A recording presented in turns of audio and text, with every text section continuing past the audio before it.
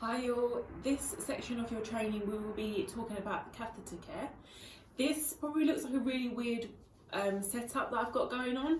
I'm very aware that you cannot see my head, which is intentional. I wanted to make sure you could see exactly what I'm doing because I'm really not important.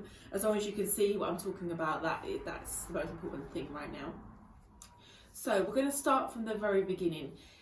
This tube is what you will find where the catheter process begins. This tube is inserted by a district nurse into someone's bladder, and this little balloon here that has deflated will be held in by the bladder.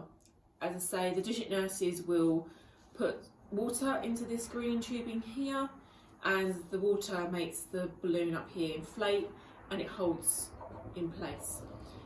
You must be careful when you're doing any sort of work with the catheters because they are kind of prone to coming out if they do get tugged too much, so just be careful of that. So from about say here to here you aren't responsible for because it's going to be inside the client and the district nurses will be dealing with that. However, from about here downwards it is our responsibility, and it is our responsibility to make sure that it's clean. And that can be done by using a wet wipe, wiping it down every visit, just wiping it, making sure it's clean, and you're going to be keeping the infection risk very, very low. So you have another tube here which we will be attaching one of two bags. So you have the daytime bag here and you have the nighttime bag here.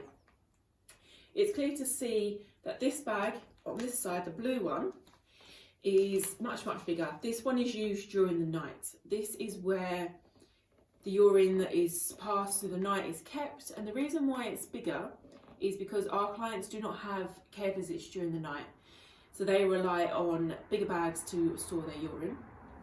And this smaller bag is used during the day because it is emptied more frequently during the day. Okay, so this tubing here can be attached to this tube here. The catheter is quite often fastened around the bottom of the leg, like so, and it's all Velcro.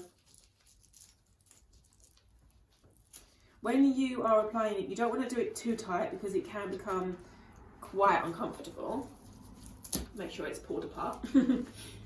So, you might have a client who would like it on the top of their leg, on the bottom of their leg. Whatever they are comfortable with, it's entirely up to them. It's their choice. Yeah, so it just goes on like so. And you can do the bottom one. Not all clients will want you to do the bottom one up. But again, just ask them and they will definitely tell you. That's good. Okay. Good. So that's all nice and secure. I'm happy with that. That would obviously be under somebody's trousers, so you would never even see it. You wouldn't even know if someone had a catheter. So that is on somebody. This tap here is down, which means any urine that I'm passing is going to end up on the floor. So you want to make sure that the tap is up. Okay, the tap is up, and you're not going to have any accidents with that. So you're going to be asked to do one of two things, okay? You're either going to be asked to empty the catheter or change the catheter completely. When you're asked to empty the catheter, you would make sure that you have a piece of tissue in your hand ready, and you have your jug that will only be used to collect urine in that's come from the catheter bag. The reason why it's important that you have tissue is because a little drop of urine might not seem much. However, if every client does that, so every carer does that, every visit they go, it's going to start to smell, and carpets and flooring is going to start to get damaged, okay? So we want to make sure we're collecting any urine as of when we empty it. You will also be asked to replace the catheter bag every week, okay? So you would remove the straps, get just the bag, you keep the straps, and take away the bag, and you put it into one of the bags that you would put the dirty soiled pads into. You pop it into one of these and dispose it outside the house. So once that is all disposed of, you can confidently get another bag and attach it to the leg. If that week isn't quite up yet, and you're noticing that the bag does need to be changed on, say, day 3, day 4, day 5, you are absolutely fine to do that. It's best that you do that if you notice it, because you don't want your client to then become infected in any way. Just make a note on your system to say you have changed it.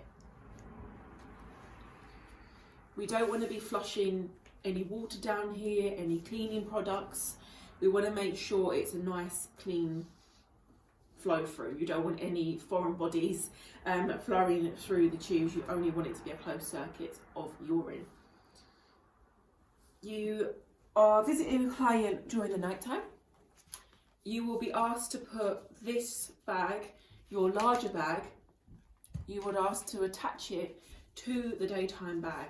And the way that you do that is you get hold of your tubing down here and you pop the nighttime bag into the daytime bag. Yeah. So the nighttime bag, you slot it into that tube at the bottom. The one thing you mustn't forget to do is pull this tab down. Okay, you must make sure that that tab is down so it allows any urine to come out into the daytime bag and then into the nighttime bag. Some of your clients may want you just to attach the nighttime bag straight into the tubing up here. That is absolutely fine, but through Caremark experience that doesn't happen very often, so we'll just stick to what we know is happening at the moment. But of course you can do that if they ask you to do that. Okay, so these bags should not be kept on the floor like I'm showing you here. If you go to a bedtime visit, always keep it in a bowl. Okay, the reason why we say not to keep it on the floor is because the risk of infection is quite high, because you're not keeping it somewhere secluded. A pet might go by, a child might go by, bacteria that you can't see in the air could end up getting into the tubes, and by keeping it in the bowl we minimise that risk of infection. So just to recap, when you are attaching it, you want to pop it in like so with a fresh bag, and to detach, don't pull it, you have to twist, twist and pull. Yeah. You want to make sure that the daytime cap is down when you attach the nighttime bag.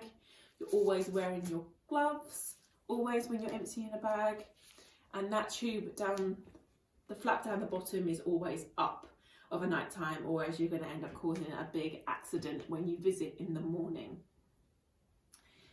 You'll note that this jug here has got measurements on the side. By all means record how much you're emptying. There is no harm in doing that, especially if you're starting to notice that your client isn't passing as much urine as he or she used to. It's very good to keep a record of that. And of course, when you are emptying this urine would go down the toilet. Please don't put it down the sink, just because this is not very nice. It could splash and it could go over nice clean plates and services and things. So straight down the toilet, flush the toilet, give it a rinse round, and you'll be good to go.